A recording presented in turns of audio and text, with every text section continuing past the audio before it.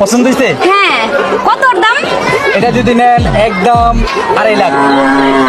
2.5 লাখ? এত দাম কেন ভাইয়া? আরে গরু তো সুন্দর, দেখেন না, মাংস অনেক। আচ্ছা, ওর ফিচার কি কি আছে?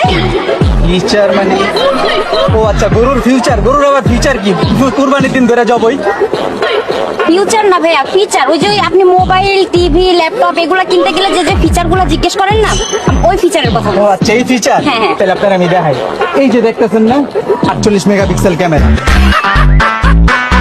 তারপরে এই যে দিলে এন্টিনার, কোনো নেটওয়ার্ক দিব না।